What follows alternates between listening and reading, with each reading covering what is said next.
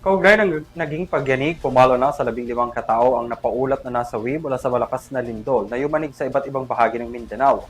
Ang magnitude 7.8 na lindol inaasahang susundan pa ng mga aftershocks. Naritong balita ni Alvin Peluben.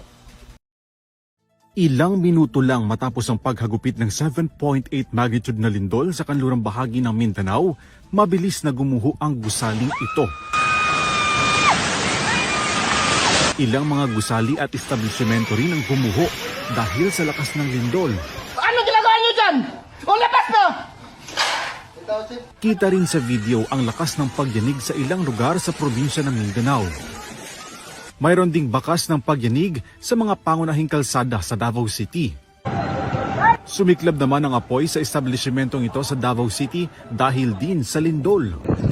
Bagaman walang namataang tsunami surge, ang Office of the Civil Defense pinayuhan ng mga residente na nakatira sa coastal areas na agad na lumikas sa mataas na lugar dahil sa banta ng tsunami kasunod ng mapapinsalang lindol.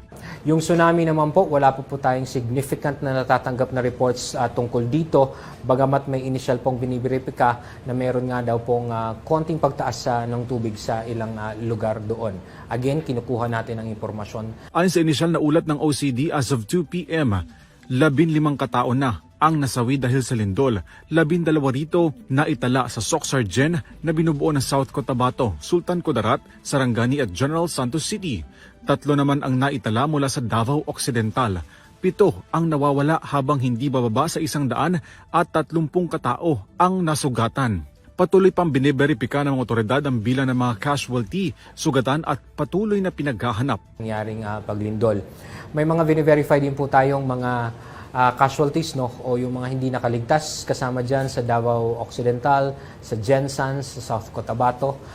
Pero again, ito po ay mga initial na datos at kinukuha po namin on the ground yung mga ulat po tungkol dito. Ayon sa FIVOX, mahigit 100 aftershocks na ang naitala matapos maramdaman ang 7.8 magnitude na lindol kaninang pasado alas 7 ng umaga.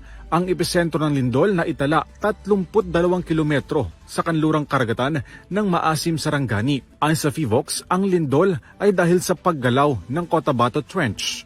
Ang Department of Social Welfare and Development inihahanda ng mga family food packs na ipapamahagi sa mga nasalanta ng lindol sa rehiyon. Inatasan na rin ng Malacanang Palace ang mga government agencies para sa agarang pagresponde at pagtulong sa mga biktima ng lindol. Una ni Secretary Rex Gatchalian na maghanda at maghatid ng paunang tulong sa mga residente at maghanap ng maayos na mga evacuation centers para sa mga kailangang lumikas.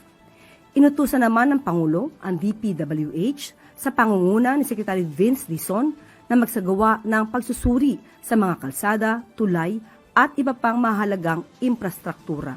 Para sa EuroTV News, Alvin Pelobelio sumasaludo sa bawat Pilipino.